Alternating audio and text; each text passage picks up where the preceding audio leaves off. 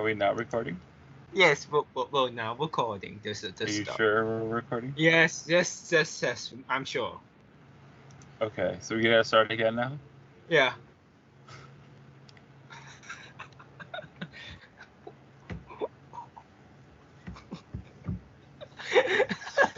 It's all good, bro. It's all good.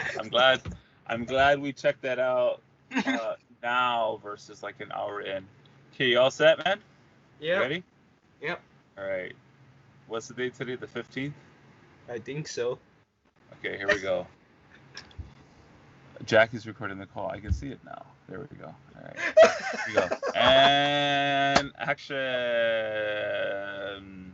Hanaho, second time. Today is August 15th, 2020. It's 4:18 in the morning. This is about 17 minutes from when we actually originally started today, but forgot to hit record again. And this is the Board State. My name is Jeffrey Vieira, also called Mr. V, and I have a friend that's Skyping in right now from an ICE unit. Who are you, sir? It feels like a deja vu, right? It's so weird. It's like, we almost said this again. We almost said this in like a parallel universe where we forget to hit recording after recording. Anyway, who are you, sir? Sorry. You're Jack Hobbs. Yeah, Jack. And Hey, you Jack. wanna enlighten the podcast on what happened last week? Okay, so this is episode 42.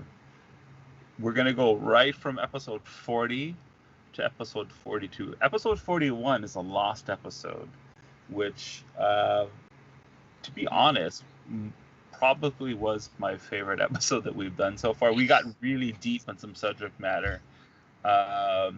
We had like special guests just coming through my room all day long. R.A. Salvatore, Gary Gygax, Bill Gates came in there. He's like, "Hey, how's everybody doing? I'm loving Hawaii." No, but it was a really good show. Though it was a really good show, and I forgot to hit record. Like we just got normally when we start these things, we like warm up, talk a little bit of the story, and then some part through that, we say, "You ready?" Jack says yes. I said okay, and then we hit record, and then we start recording. That part we left out the last recording, so we just did it for funsies and didn't record it. So that's what happened last week, which is not happening this week. What is this show about if you're tuning in for the first time? We are a podcast where we talk about game design for social good with a highlight on indie development. It's really what we're about. We're about independent development of games for social good. We like to showcase the grassroots organizations that are creating games and things like that. And this week, we have a special treat, ladies and gentlemen. The way this normally works is I'll pick some articles, Jack picks some articles, and then out of that list of articles that we've combed through the week, we'll parse that out and we'll collectively put articles in there. Jack this week took it upon himself to fill up all the slots with articles that he thought would be noteworthy, right? Sometimes collaborative, sometimes not collaborative. So I got one in there. We should also play a game to see who picked which article I put in there. Okay, all right. So that's our show. We go through articles that we pick up. We talk about them, we review them, and try to showcase what these innovative grassroots organizations are doing. All right. And Jack, where can they send us comments, questions, concerns to? You could send it at theboardstate@gmail.com. Got it. theboardstate@gmail.com. Okay, the first article is by prnnewswire.com, And this is Squads After School Boost Tech Learning and Combat Social Isolation in the Age of COVID. Jack, what are your thoughts on this article? Honestly, we're gonna see a lot more of these programs coming up, and a lot more industries to provide that. And as in any industry, gaming will have sub-industries. For example, there's two different areas of gaming. There's video games and then there's board gaming. And then within those industries, there's sub-industries. I see this coming, just having new possibilities. And for both video gaming and board gaming. Because this will allow students to really get their feet wet with game development as not just as like a STEM curriculum or as like a grade, but as a legitimate career. And this is one of the things I really like about this article is how the benefits of it will really provide to students, like how we saw in Nanakudi and with Powers of Light, and how they helped us. So yeah. Yeah, this is super cool. So we all know that school's supposed to start in, I think, a couple of days, literally. And some schools are letting kids come back and some schools aren't. And there's this big controversy thing going on. Other schools are using, or a lot of schools rather, are using virtual platforms for kids to kind of meet up and all that. And there's a whole bunch of discussion on the pros and cons for that as well. Namely, do you have the technology at home for the kids to join on, essentially? And what this is, Squads After School, is a platform of a series of virtual courses where your kids can actually jump in and learn some really cool things as an after-school program. That's what this is, I think, really tailored towards. The one thing that I like that really stood out for this program is they have like age brackets, which I thought is like really innovative. Like, so 7 through 9, you have things like Minecraft, Roblox, Minecraft stuff, right? And then as the age bracket goes up, 10 to 12, you're doing the same. So like you're doing the same Minecraft, but now you're doing like story creation, I believe, right? This is just interpreting from what I'm seeing here. And then 13 to 17, you're actually now introducing kids to Python and Unity, things like that. Unity is a gaming engine to create games in.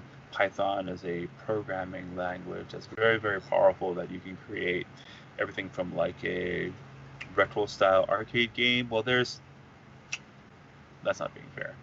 Python, you can definitely create arcade-style games, but using some gaming engines like Pygame, you can create some really beautiful, near AAA titles with Python. Python's a very, very powerful. It took me a while to come around to liking Python, but I've actually grown to really like Python. But yeah, so it's very, very cool. I don't know how much this costs for your kids, but I put this in there, one, to showcase Squads After School, but also the need for organizations and schools to really start looking at after-school programs differently.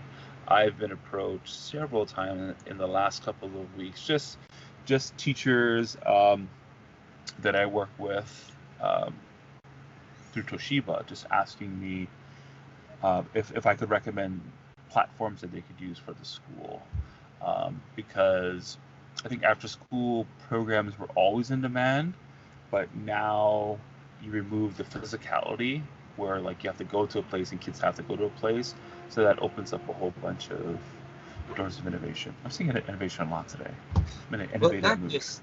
Not just that, but we also have a lot of kids that had stuff to do and now doesn't.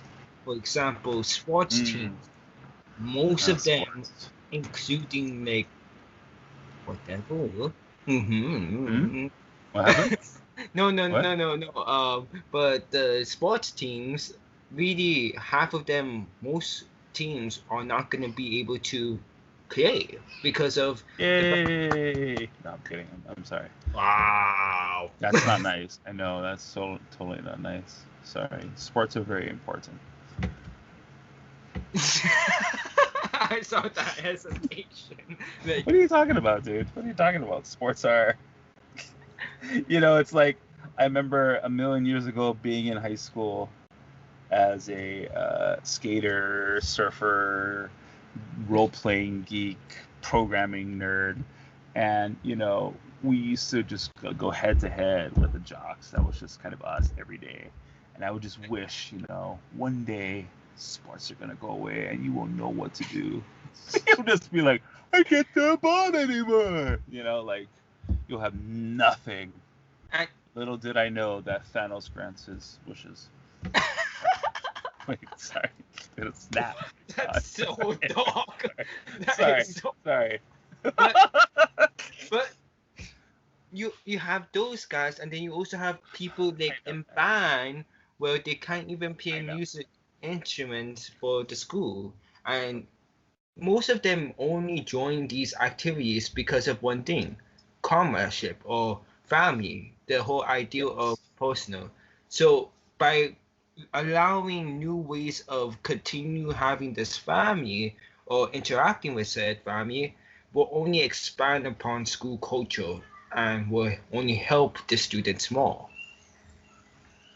All right. So that is prnnewswire.com. Squads after school boost tech learning and combat social isolation in the age of COVID.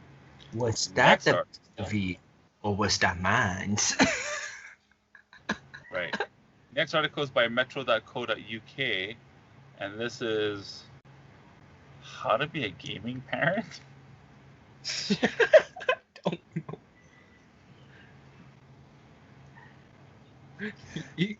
Check. What is this article about? Okay, obviously this one is one of mine, but we were trying to play this game. I need a gaming parent. He's like this musical. Jack's like in a musical. He wakes up in the morning. Where is my gaming parent? I'm looking for them. I have a guide here. Where is my gaming parent? Something like that, right? Alright, but basically... They have an Xbox. Oh my god! The Switch. Sorry, alright, what the hell am I doing? Sorry,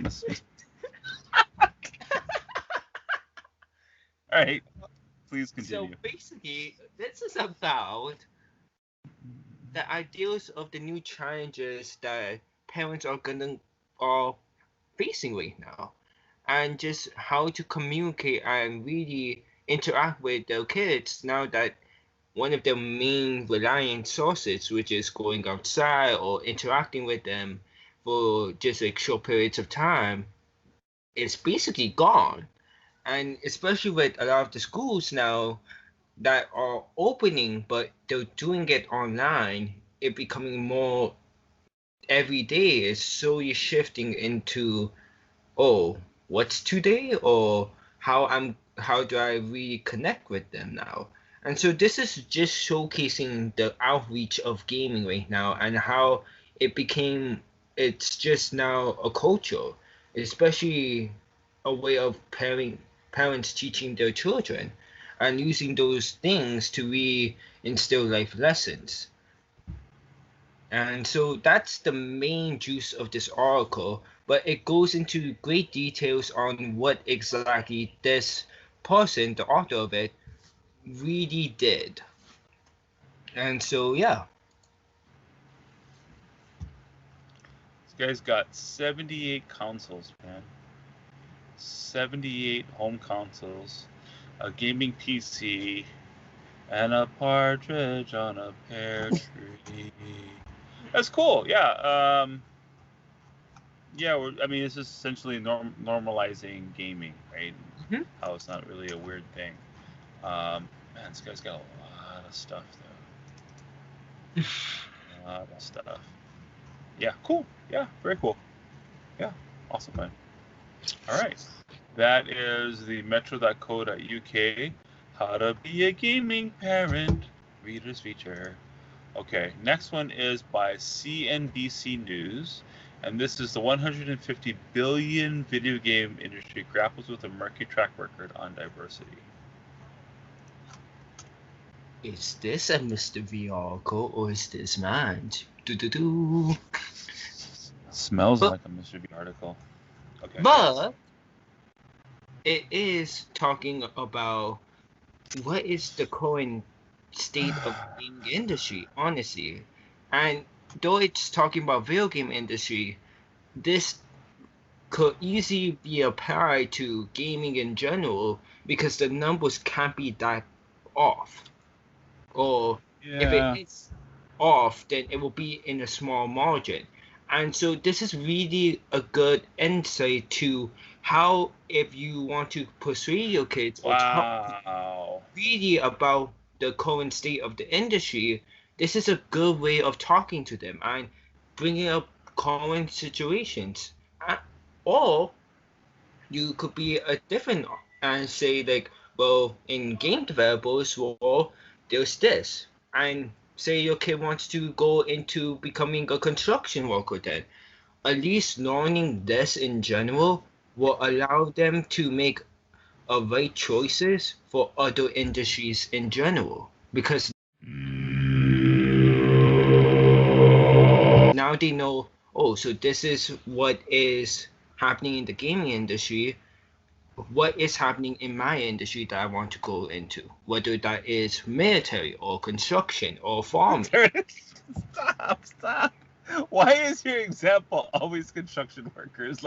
It's like either a game designer or either like paratrooper or scuba diver or construction worker. Like what?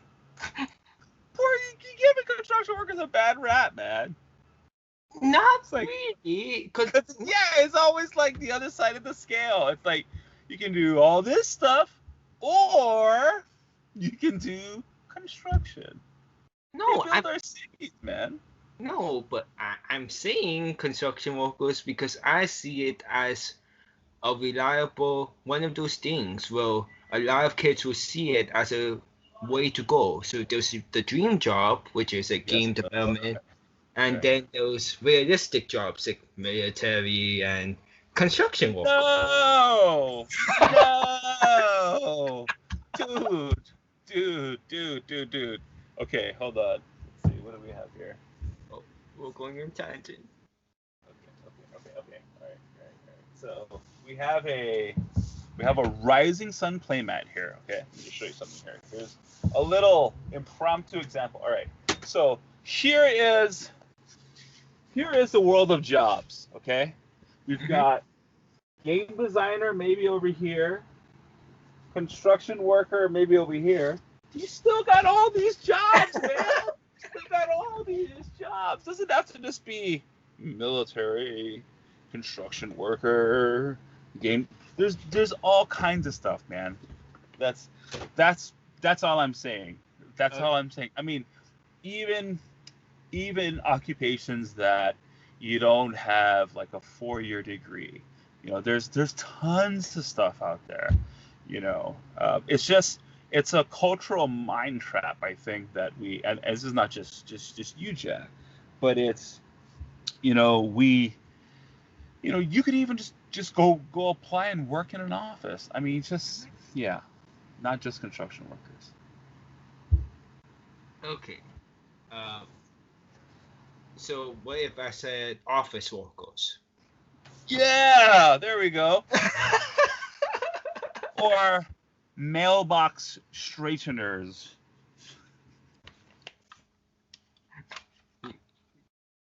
They have, it's called mailbox. Right. I think we're taking too long on this. Yeah, we are. Rising Sun is such a good game. Such a good playmat too. The for now. The graphs, yeah. What's that?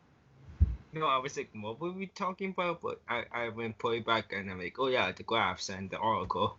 Yeah, no, I know. So that's what I was gonna mention, but I'm sorry. Please go ahead. Yeah, the graphs are killer, man. But not just that, but it also goes in depth on issues that you won't see, like gender discrimination or otherwise, not really in pay, but also in employment. We see a lot of males and white males, to be specific, in the gaming industry. And then I think the second highest, like if we're going ethnicity, is Hispanic and Latinos. So, which is at 7%. So there is room, not to say gaming is always going to be about like different ideals, and one way of this happening is that as it continues to change, these graphs will continue to change with it. We'll maybe see more females in the industry within the next year. Yeah. But one thing I want to point out is 5%, the third highest, Aborigines and Indigenous. Yes, what Mr. Reed said. Yeah. Which is what we fall into. Yeah, this is a badass article, man. There's a lot of detail. IGDA Developer Satisfaction Survey. Now there is some stipulation on how they got their data and things like that. But even if they were off by a pretty considerable margin, right? You're still looking at males having, let's say, it says 71% there versus female 24%. But even if it's like off by 10%, then you're still looking at 61%. That's still astronomical. So this is something that I've been really paying attention to this for a while now. Even more so, I would say maybe about a decade ago, I was really studying why indigenous designer, why there wasn't a lot of indigenous designers, or even female designers for that matter. And I think that it's beginning to shift. I think it's just not, well, for females. I've been in a lot of gaming conventions and just spoke to some women about this and their thoughts on game design, because even at these like board game conventions, even though there's a lot of females there, a lot of women there, you're still looking at maybe a 7-3 male to female ratio. So speaking to them, it's almost like another species speaking to them. No, but asking them, there's a lot of things that they prefer. There's a lot of factors to this, right? Mm-hmm. It's not just a matter of disinterest. It's a matter of them not wanting to go to convention. Males are more likely to go to convention. Like all these other kind of contributing factors, which I found fascinating. And most of the females that were there that I spoke to, when did I do this? I think not the last convention I went to, the previous convention. They were with somebody, so they were with a significant other or a friend that brought them with them, so they weren't on their own. So it's a fascinating subject. I know for design, independent design, I've been seeing more and more female developers, designers in the independent space, which is super awesome. You can always tell when you're, not always, I don't, only the sets deal with absolutes, I don't deal with absolutes. You can usually feel when a game is designed by a female, just aesthetically, when you're playing the experience. I love playing games that are designed by women. There's just a certain kind of aesthetic that that's inherent in the game, and it's just wonderful pacing and things like that. So yeah, this is super cool article, very poignant. I'd like to see. I'm interested to see how this graph, because this is America, but I'm wondering in other countries, does the numbers shift around? I wonder what it would look like in Poland, Ding. No, but for reals, because they've been pushing gaming to a huge extent in their country. So yeah. I want to see like a graph, like adult employment bills and gaming in their country, because that will actually be, I think, like the industry standard of surveys. Well, this is what we're striving to accomplish. Sure. Yeah. That's true. Okay. That is the 150 billion video game industry grapples with a murky track record on diversity. CNBC.com. Our third article today is a quick history of indie games on the Xbox, and a look forward over 2,000 games shipped via ID at Xbox. Jack, what's this article about? Well, it's really talking about how indie and that indie scene is becoming more and more engraved into modern gaming. And so, though you may preference indie games as being fully independent, you have to admit there is a way of being both creative and independent and allowing game developers to showcase their arti- artistic skill. What are you doing, Mr. Wee? Nothing. I'm trying to count how much articles we're talking about today. So yeah, it's 5. Sorry, I'm sorry for being distracted. I'm just counting. Okay. Sorry. 1, 2, 3, 4, 5. Okay, sorry. We're on article 4. Yeah. Yes. Okay. But it's really talking about just how indie, without them, most likely the 360 wouldn't have been memorable. And a lot of these new game developers, myself included, wouldn't really had a base to go off of. We had like games like Halo and Call of Duty for sure, but we didn't really have a route to be like, oh, here's one game and then here's another game. There was only these AAA games and we had to do it to them. And so it talks about how initially they wanted to bring back older games like GoldenEye, but then Limbo came out and Castle Crashers and Super Meat Boy. These games, well, it really created the modern indie scene to a certain extent, and really inspire a lot of game developers, including myself, to re-explore indies as a whole, and not just as like an underling or as a side profession that these AAA game developers will do to make some quick cash.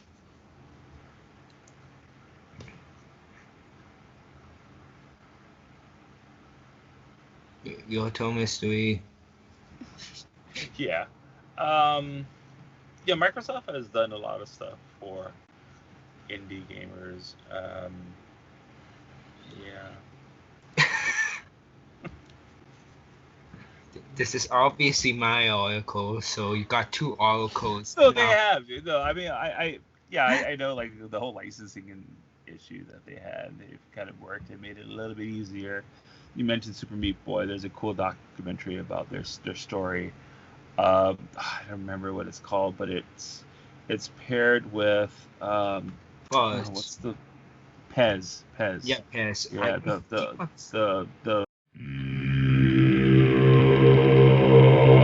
the Phil Fish game. But yeah, so that's cool. Super cool. All right. You know this is a podcast where you could speak freely. A quick history of indie games on the Xbox, and look forward with over 2,000 games shipped via ID at Xbox. All right, last article for today.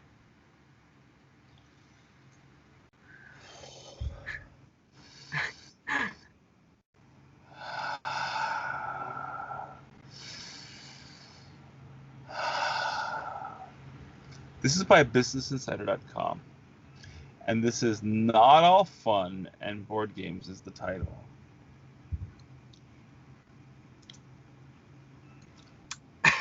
Yeah.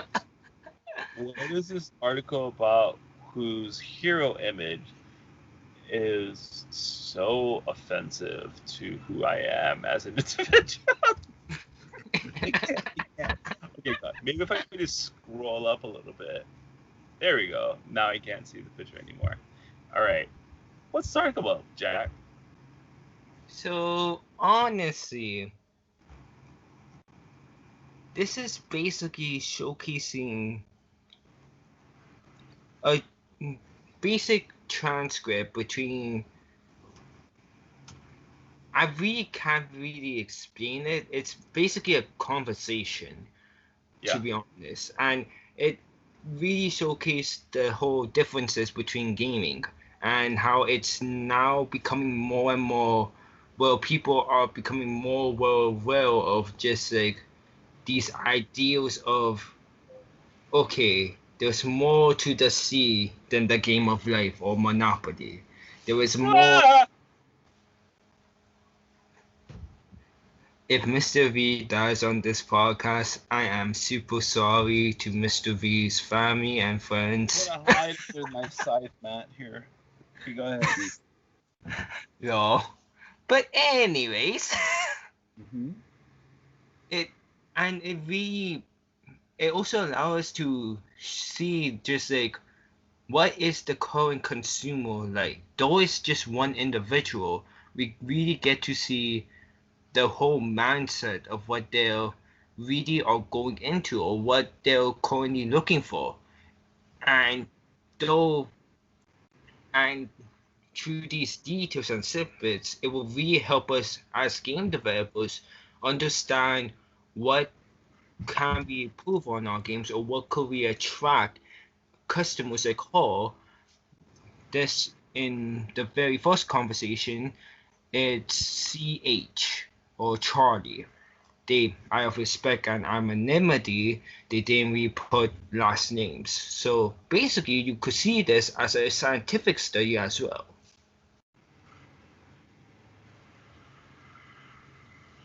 I just came back and you was doing that. Okay. Yeah. 3 wishes. Well, okay. gotta place myself here. There is a lot of other things to worry about in the world. A lot of suffering and people in anguish, people not able to eat. So there is a lot of things that are worse out there than Monopoly. I get that. I totally get that. Yeah. I am not a fan of anything that pretty much ends with the Olapoly word. Yeah. Cool article though. Cool article.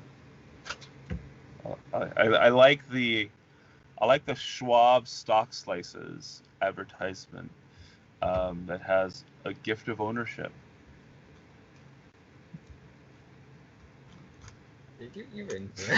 It's horrible. If I scroll down to the bottom of the page, I will also see. It's not even loading on my. I will also see that there is a Razer Naga Trinity mouse on sale at Best Buy on this page. It's very nice. It's very nice.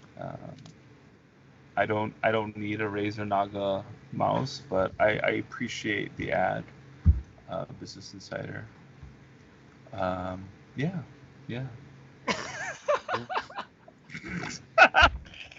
Do you want to do another article? Just No, this is good. This is all good. All right. So what we do at the end of our show is we pick an article. An article. We pick this Alopoly thing as like bash my head in. We pick a question that you send from us through email. We have a couple left. And again, Jack, where can they send those questions to? The theboardstate@gmail.com. theboardstate@gmail.com. All right, so we're gonna pick the question that was asked in episode 41, right? The last episode, because it was a really good question. Mm-hmm. And we're just gonna say the exact same thing. I don't remember what I said actually, but the question was it's such a poignant and very well. It's a question that I think is very relevant to a lot of people in the industry, outside of the industry. The why make games question, right? And the question is, hello, Board State. I have been a fan of the show since the Jon Hernandez days. My question is there any value to creating games, even if you are not making a lot of money creating games? And that was from Natalie. Oh, All right. I remember mine. I remember mine. Okay. All right. Jack, what is thy answer to thy question? And I just forgot it. No. For reals, I I honestly think that like even with the articles we saw, how there was major diversity in gaming, how there was major Yes. Yes. opinions on the audiences and different methods people are using. A lot of it has to go because it's fun. And that's Yes. one of the main reasons I will say why, at least for us or for me, that we push ourselves to make games because it really is fun. It's not a stress, it's a relief. It allows us to cope our most hated and darkness within us and put it on a drawing board or put it on a sheet for people to have fun and enjoy. Yep. In turn, we get to enjoy. And Word. that's really the main thing about these articles and about this gaming. If you're going into this, yes, there's going to be days where you won't be able to pay the bills. Yes, there's going to be days where you're going to have hard times. But you're going into this not for that. You're going into this because you want to try and relax in a safe and fun environment. The ride is not always going to be ups, there's going to be downs and loop-de-loops, but it's something that every game developer has to go through, unfortunately. And each person has a different story. Another reason for people to go on and make games than just really or waiting for money is because you get to meet new people. For example, the friends I made thanks to the gaming class after school, hosted by Mr. V, really helped me open up, really helped me comfort myself. And through them, I was able to find new ways and new methods of keep going. Because at the time, even though I was being successful at school, I still felt like I was an outcast. I didn't really had no one to trust or turn to. But thanks to experiencing that, and we all share that same experience, we often turn to each other to talk about different issues or different things, or to help each other in classes because we know our work ethics. And so it really became just this idea of just outside of the gaming, we could rely on each other more. And same thing with other business people, like for example, our artist, Alika Safina. I turned to him with a lot of art questions outside of gaming. And you could experience that tenfold on whatever side you go into this, whether it's AAA, indie, or just second developers. These ideas and concepts, just because they affect my story and Mr. V's story, it doesn't mean it won't affect you. The whole purpose of these things, though, and of these oracles, is just to remind you that you just need a fire to keep going. Whether that be family, whether that be friends, or whether that be just the love of gaming. It cannot be money. It's unfortunate, but it cannot be that. And that's probably the one thing I found out the hard way is that though I love gaming, you're going to have to realize that this is a career where most will try to avoid because of that lack of it. But yeah. Okay. Cool. Thanks. What? What was that funny? That was really good. So why do we do anything? I think it is the deeper question. I was talking to, I won't name him, maybe he wants to remain anonymous. I was talking to a friend of mine, and he was talking about why people get into programming. And this is not something that I mentioned in the missing episode, but like, why do people learn to code? Why do people learn to code? People learn to code because they want to make money programming, or do they love the challenge? Do they want to build something? Right? There's like all these reasons to wanting to code.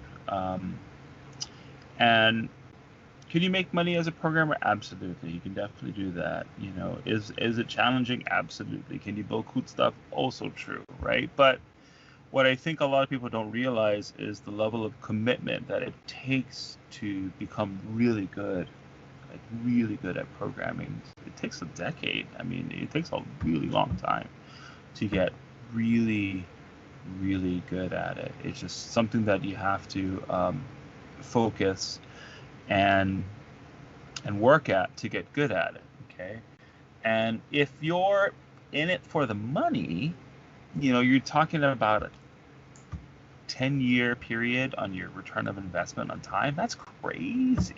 That's crazy. So the point I'm making is there's different forms of capital, right? There's like money capital, there's social capital, there is, you know, spiritual capital, you know, happiness capital. There's just different kind of payback and reward for things that we do in life, right? So in game design, can you make money making games? Of course you can. Does it take a long time for your game to make money? Of course it does, right? There is some outliers that get very, very lucky, but the chances of that happening is 1 in a million, right? Should that dissuade you from making a game? Well, it depends, again, on your motivations, right? So if you love making games, for understanding how systems work, me personally, I think more than anything, any type of artistic medium, whether it's art, music, movies, I think gaming is the ultimate medium. Why is it the ultimate medium? Because you're actively stepping into the minds of the creators and interacting with whatever they're making, right? There's different difficulties of the game, right? Some games are really difficult, some games are really hard, some games are really difficult, some games are really easy. But like you're interacting with the medium, whether it's virtual or digital. That is beeping awesome. You know, movies are awesome. Music is fantastic. You know, music is transgressive. Movies are transgressive as well. But you're actively sitting back and reflecting and absorbing and thinking and things like that, right? And I love music and I love movies, right? But gaming, man, gaming is such a powerful medium, and because of its impact, why it lends itself so well to education or simulations and things like that, because you can literally step into these classrooms and test and examples. So yeah, it's definitely worth it. Money is very good, but I mean, there's this thing called the hedonic wheel, right?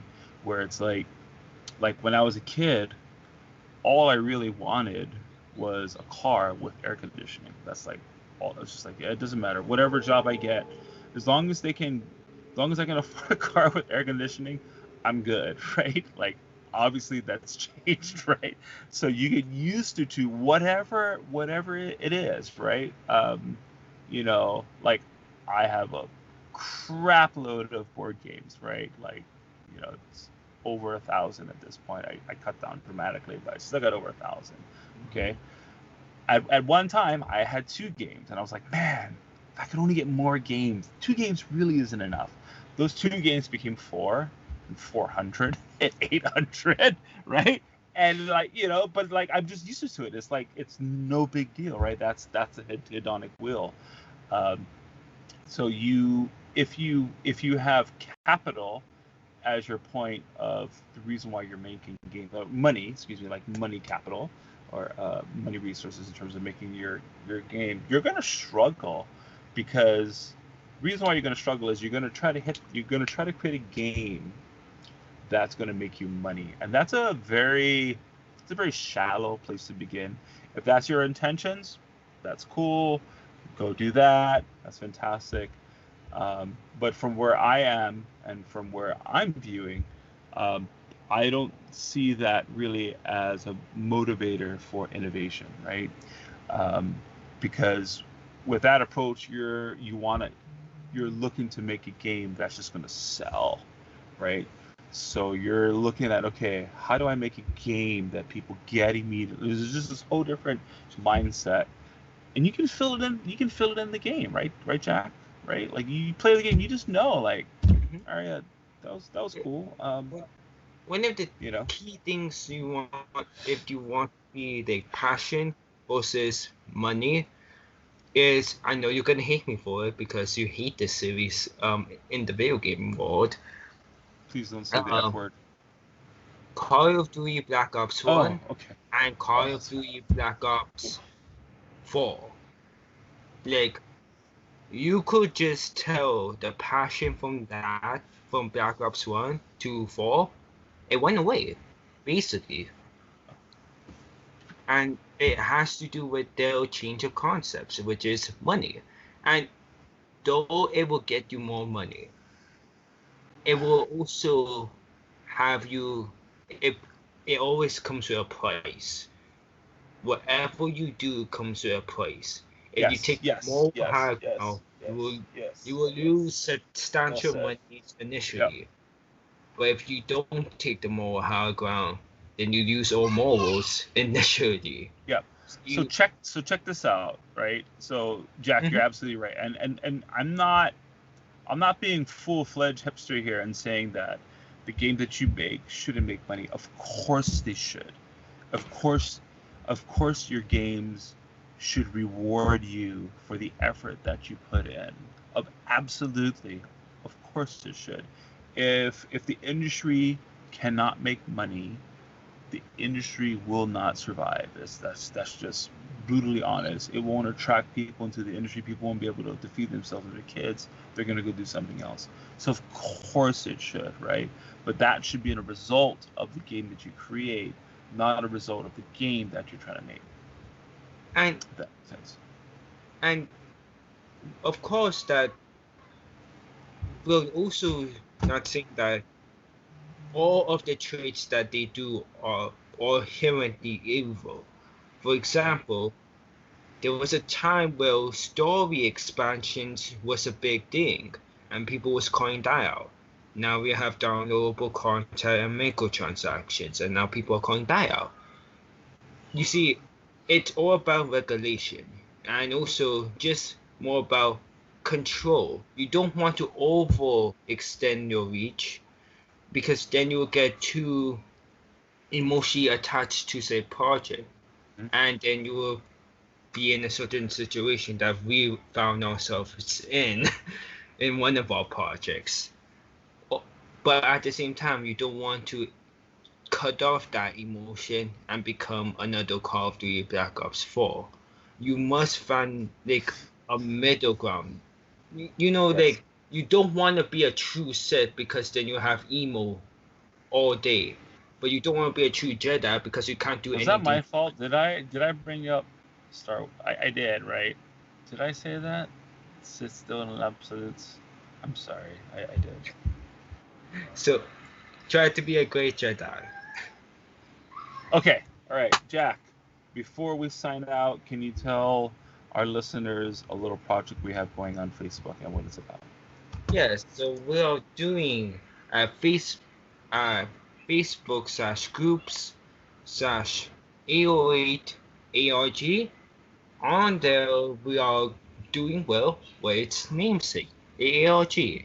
And though it's not as complex as another one that shall go unnamed right now, it is talking about Hawaiian history and will allow you to win a brand new PS5. That's cool.